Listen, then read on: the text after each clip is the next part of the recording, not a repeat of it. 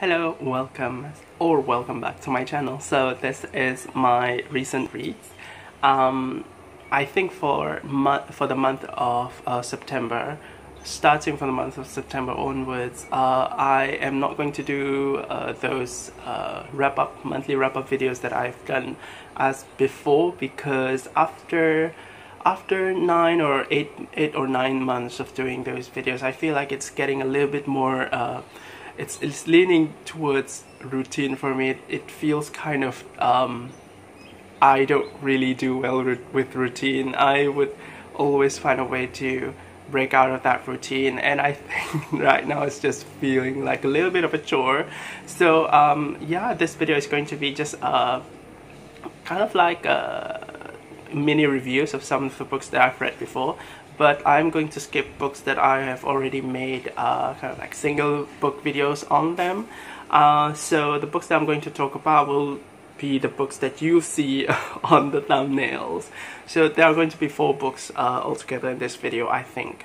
But yeah, for some of the more recent reads that I have done single book videos on them, I will have the link down in the description box below so you can check them out. So yeah, I'm gonna start with the first one here. This is by Amara Lakhous. This is Divorce Islamic Style. So this is a contemporary fiction. It was originally written in Italian and translated into the English version by Goldstein, who I think after reading like not many but a bunch of contemporary Italian fiction, especially the famous Neapolitan novels, you know, she seems to be like a prominent translator, at least for me. I keep seeing her name a lot. So she's the translator for this book. Divorce Islamic Style is a novel that follows a man named Christian, who is a court interpreter. One day he is recruited by the Italian Secret Service to infiltrate a small Muslim community enclave in Rome to investigate a possible plot for a possible terrorism plot. And in order for him to do so, Christian, who is an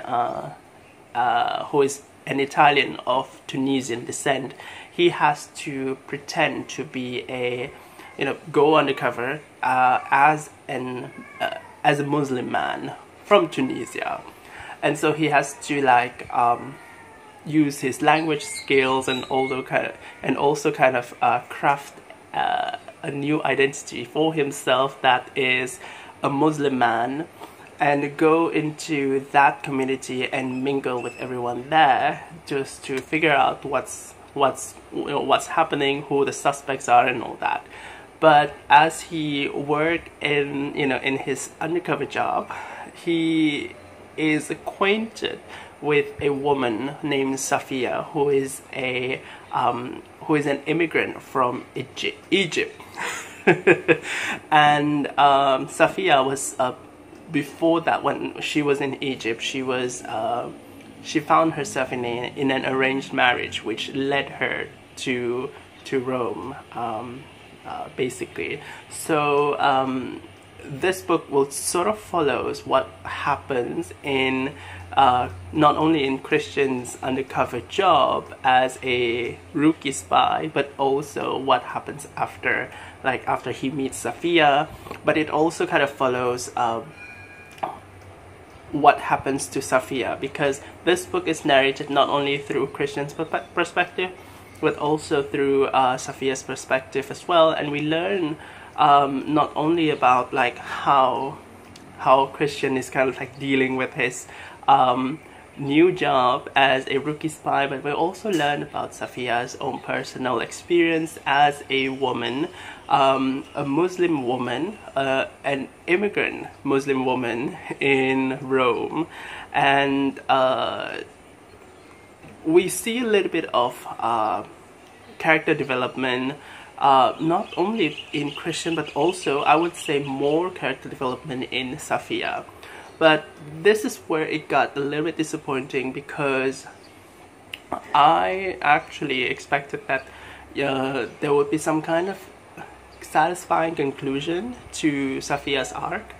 And from the way that this book has been building up her character, I sort of expected a something more from her. But the way this book ends, it sort of focuses more on Christian, and Safia as a character just sort of being ditched.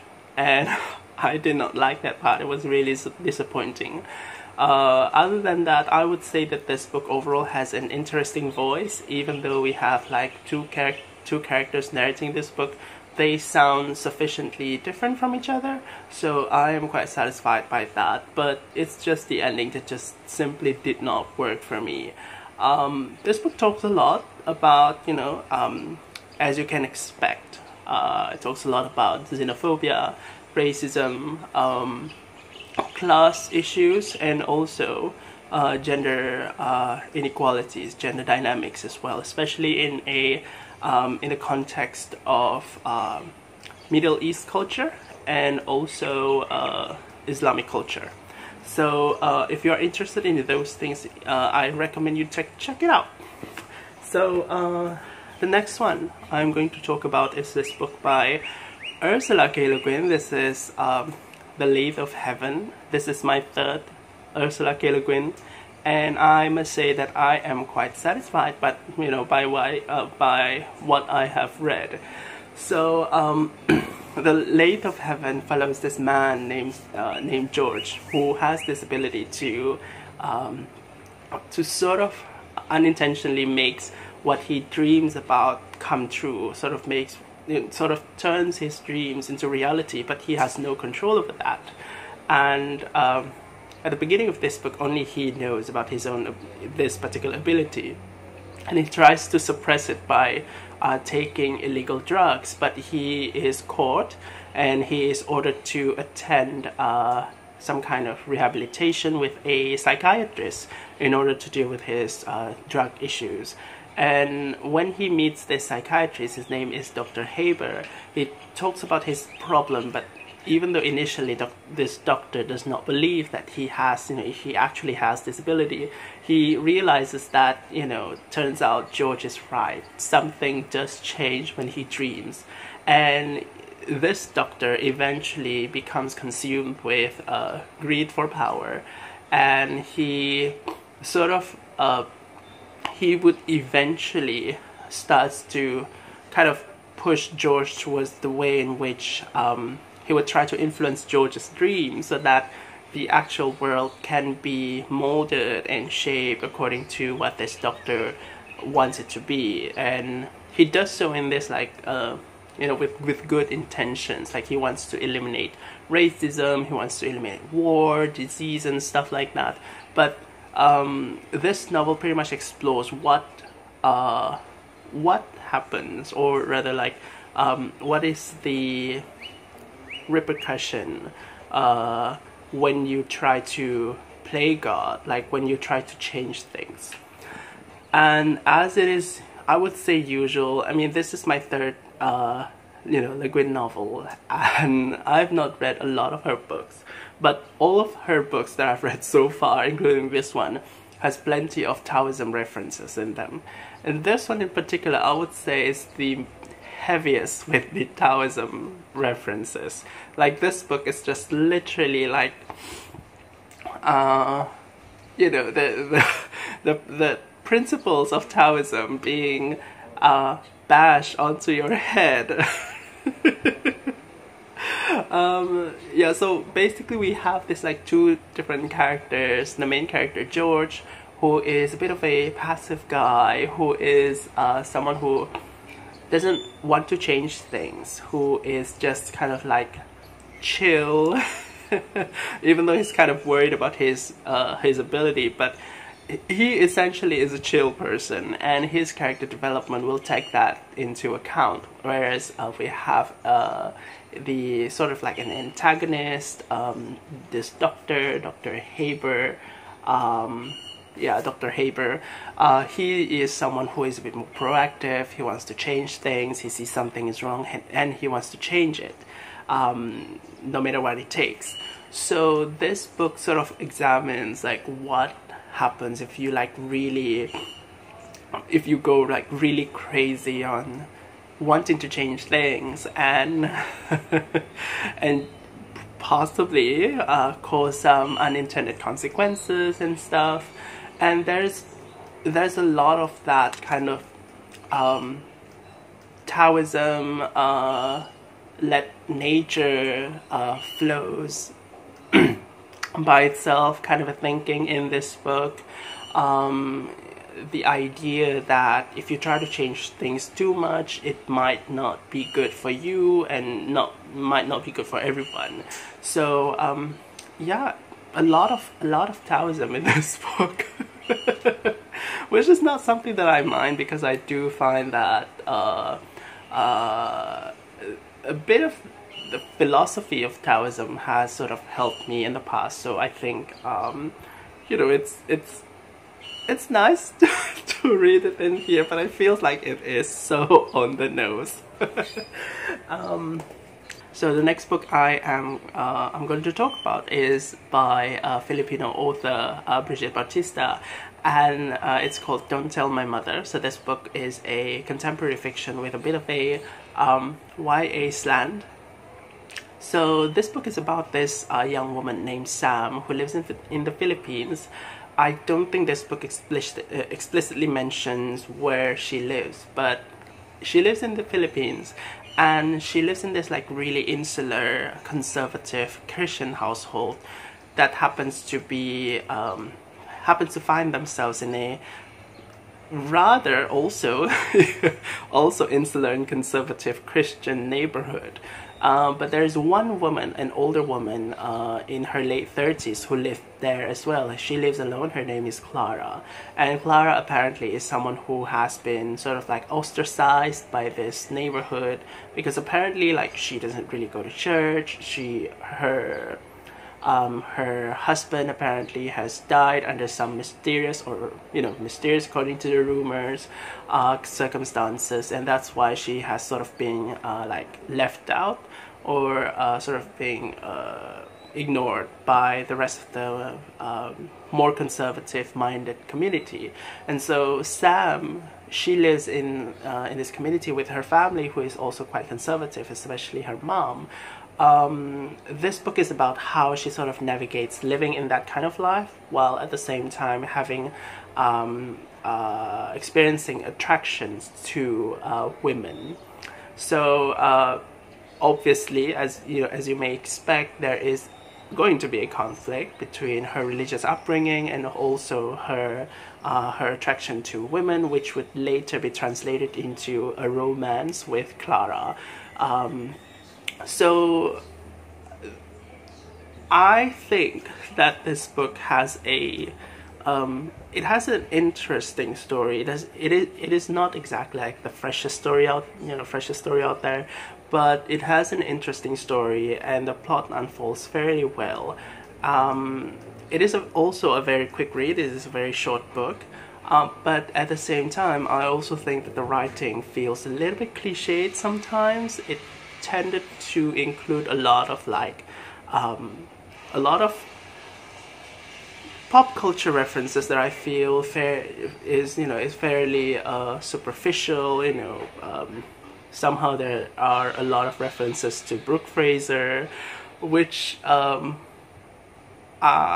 know about, but I think that it might not be something that everyone knows about, which I am not exactly sure what it's trying to achieve, because even when it's trying to use pop culture references, it doesn't seem to uses the most known example as well. So it is a very strange choice when it comes to this, but also I feel that it sort of dates the books a little bit. Not that there's much issue with that, but it just feels kind of awkward. Some of the other aspects of the writing, especially the similes and metaphors, also feels a little bit forced. I do like it when it uses or when it features metaphors that has something to do with biblical references as well, the burning bush and all that. Some of them feels on point, but some of them just sort of misses the mark. So this book is a mixed bag for me in terms of the writing. So yeah, I think overall I gave this one 3 out of 5 stars. If you are interested in a queer story set in the Philippines, you can try this one. But it is not exactly like, I would say, the most profound story when it comes to queer literature, but it is definitely a quick read, more like a beach read of sorts. So finally I'm going to go to a book that I just read recently. So the first 3 books, I have read them in October. And yeah, and since I'm not going to do like the usual monthly wrap-up that I've done before, I'm just going to include all of the books that I've read so far before I record this video. So this one is by Hadi. It's called Family Values, and this book is it's written by a Malaysian author. It is published by an indie publisher in Malaysia called Fiksi Novel, which is a publisher that I've always wanted to try. My sister loves the books in this published by this company, and for some reason I would say that I don't gel well with the writings from this publishing company. They don't publish like the typical kind of literary fiction that I usually like to read, something that I consider to be my comfort zone. They usually publish books that are leaning more into the gritty, edgy side of society, I would suppose, and their stories tend to focus on urban stories. So I have tried a bunch of their books before, and many of them just didn't really work for me. That I sort of just bailed like early, like just a few pages. I just couldn't really like get on with the story. So I tried again with this one in particular, and this was a quick read actually. It is only 200 plus pages, which is usually something that would take me about I don't know, at least a week to finish. I took less than that for this book. However, it doesn't mean that I really enjoyed this book. So Family Values is about this man living in KL, Kuala Lumpur, and his name is Aizat, and he's a successful businessman, and he's an orphan. He has just lost his grandfather. He lives with his wife, and what else? Oh, so what happens in the story is that this successful businessman, he has just sold his land that he inherited from his grandfather or his father, I can't remember. He sold this land, and after he did that, he was haunted by strange apparitions, by strange noises, hauntings and all that, and he becomes really scared by all of those things. And we would later find out why this is all happening. And at the same time, while he's being haunted by all of these things, suddenly his absent uncle comes into his life, someone who has never really there for him the whole time. Suddenly his absent uncle, who is really rich, comes into his life and offers him some kind of relationship of sorts, which is kind of suspicious to him as well. So I would say that I didn't really get along with this book also, even though I actually finished it. I think I only gave it 2 out of 5 stars. As how I have expected the book would be, there are a lot of gratuitous scenes of sex, of drug use, alcohol use, violence, and also, what I would add, religious desecration in this book. It seems like this book includes all of those things just to elicit some kind of responses from readers who are likely going to be Malaysians. And that is why I include religious desecration as one of the things that may serve as a shock value, because if you publish a book and intend it for a worldwide audience, right, if you include things like that, if you include things that are controversial when it comes to beliefs, it may not produce such response. But if you produce a book intended for a Malaysian audience, if you want to include some kind of shock value, that is definitely something that you would like to add also. I'm talking about mainly desecration of the Islamic religion particularly.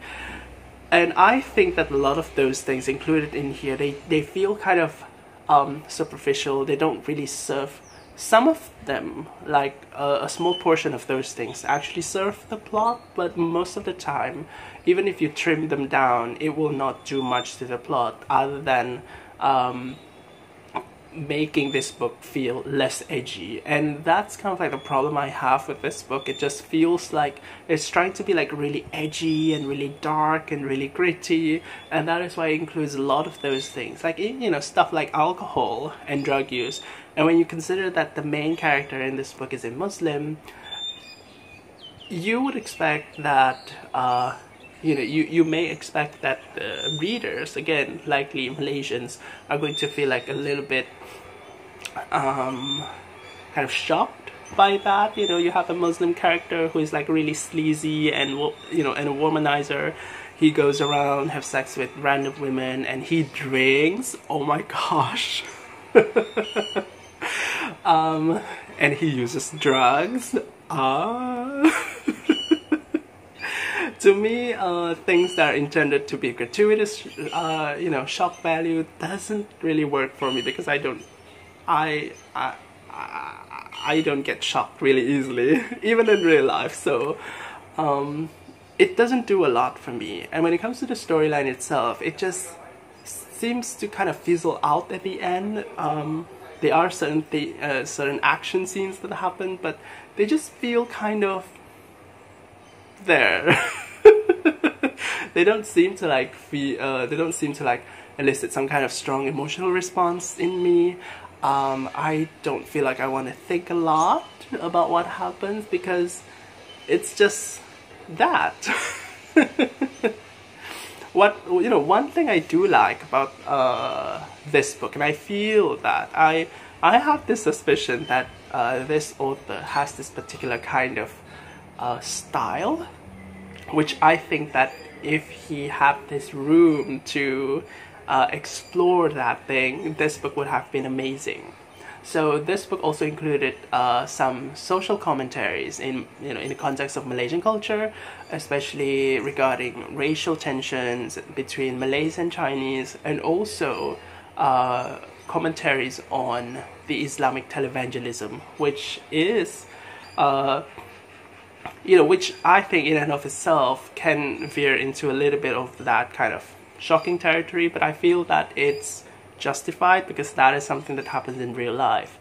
And I would say that this author attempts to get to those topics, but I'm not sure why. Maybe I'm not sure whose stylistic choice it is to kind of tone down those parts a little bit. If the writing were to explore more on that, on those parts, and include it within the whole supernatural-ish kind of a story, that would have worked so well for me. And you could have trimmed down more of the sex, the violence, the drug use, the alcohol, and that whole religious blasphemy thing. It would have worked much better. But I feel that it's probably in line with the philosophy of this publishing house, which is to create some gritty story, and probably that's why those ideas were not explored. But I think that this author has some interesting things to talk about, and I wish that hopefully maybe he eventually his future works would deal with these kinds of things in a more biting, more poignant style. Like he could approach these topics with more freedom, you know, to do in ways that are more meaningful, I would say. So yeah, this book just didn't really work for me. I might try some of the books in this publishing house, but at this point I think that it's kind of yeah, it's a bit of a dud. So that's all for the books that I'm going to talk about in this video. I'll talk about other books once I finish them in future videos. So yeah, I'll see you again in a different one. I'm gonna do my laundry and then get on with my life. Until then, take care, thanks for watching, and bye!